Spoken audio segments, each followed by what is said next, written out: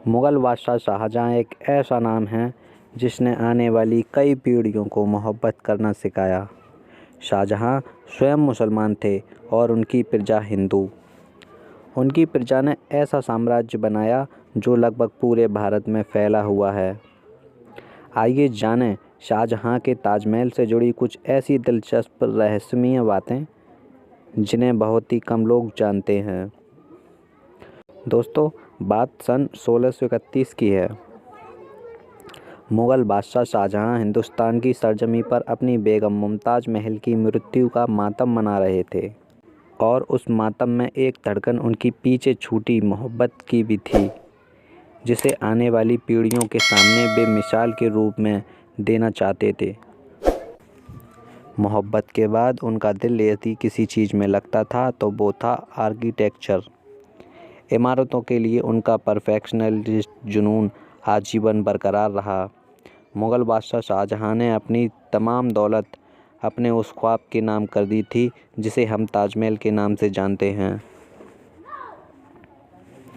शांत यमुना नदी के एकांत तट पर इस शानदार मकबरे की नींव डाली गई थी।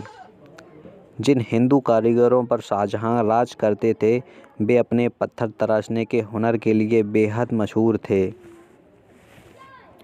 उन कारीगरों ने कभी सोचा भी नहीं होगा कि जिन पत्थरों को वे तराश रहे हैं, उन पत्थरों से निर्माण इमारत दुनिया भर में चुनिंदा अजूबों में शामिल होगी। दोस्तों, वे कारीगर जिस विश्व प्रसिद्ध इमारत का निर्माण करने में दिन रात लगे हुए थे, उनकी मिसालें सिर्फ बीत चुकी और मौजूदा पीढ़ियों ने ही नहीं दी बल्कि आने वाली पीढ़ियां भी देंगी।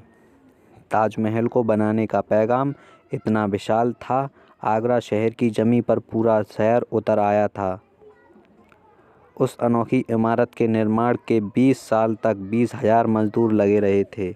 एक बेगम की कब्र के नाम से प्रसिद्ध इस इमारत के निर्माण में आज के समय के 20 करोड़ डॉलर से कहीं अधिक रुपए खर्च हुए थे। जैसा कि माना जाता है, ताजमहल जैसी खूबसूरत इमारत को किसने और किस लिए क्यों बनवाया, कैसे बनवाया और कहाँ बनवाया, ये बातें सभी लोग जानते हैं और इसे लेकर कई तरह के मत प्रचलित हैं। लेकिन कुछ बातें ऐसी हैं जिन्हें अधिकारित लोग नहीं जानते। हालांकि इंटरनेट के ज़माने में सब कुछ जाना आसान है, फिर भी जो नहीं जानते उनके लिए ताजमहल एक रहस्यमय तत्वों पर नज़र डालना बेहद ज़रूरी है, जो इस खूबसूरत इमारत की चकाचौंध में दिखाई नहीं पड़ते। सबसे पहली बात जिसका रहस्य आज तक उजागर नहीं हुआ, वह यह है कि ताजमहल मकबरे की छत पर एक छेद है। मकबरे की छत के इस छेद से टपकती बूंद पीछे कई रहस्य प्रचलित हैं, जिसमें यदि प्रचलित रहस्य यह है कि ताजमहल के बनने के बाद शाहजहाँ ने अपने सभी मज़दूरों के हाथ काटने की घोषणा की, तो मज़दूरों ने ताजमहल को पूरा न होने के बावजूद इसमें एक ऐसी कमी छोड़ दी जिससे शाहजहाँ का एक कंप्लीट इमारत बनने का सपना पूरा नहीं हो सका। शाहजहाँ ने जब पहली बार ताजमहल का दीदार किया तो कहा, ये इमारत सिर्फ प्यार की कहानी बयां नहीं करेगी बल्कि उन सभी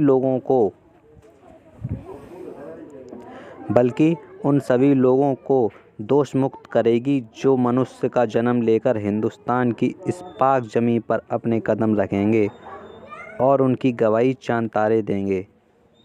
कहा जाता है कि जिन मज़दूरों ने ताजमहल को बनाया, शाहजहाँ ने उनके हाथ कटवा दिए थे।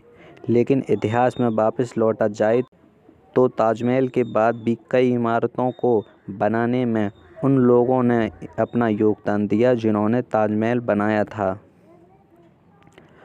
दोस्तों, उस्ताद अहमद लाहौरी उस दल का हिस्सा थे जिन्होंने ताजमहल जैसी भव्य इमारत का निर्माण किया था और उस्ताद अहमद की देखरेख में ही लाल किले का निर्माण कार्य शुरू हुआ था।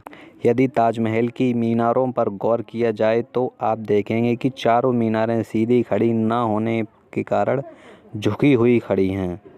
इमारत का ये झुका हुआ निर्माण बिजली और भूकंप के दौरान मुख्य गुम्बद पर न गिरने के लिए किया जाता है।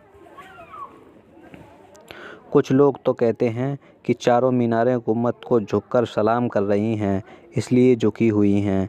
क्या आपको मालूम है कि एक बार ताजमहल को बेचा भी जा चुका है? जी हाँ दोस्तों, बिहार के सुप्रसिद्ध ठग नटवर लाल के बारे में यह कहानी प्रचलित है कि एक बार उसने ताजमहल को मंदिर बताकर बेच दिया था। जब ताजमहल बना था तो उनकी कलाकृति में 28 तरह के कीमती पत्थरों को लगाया गया था। उन पत्थरों को शाहजहां ने चीन, तिब्बत और श्रीलंका से मंगवाया था। ब्रिटिश काल के समय इन बेशकीमती पत्थरों को अंग्रेज़ों ने निकाल लिया था।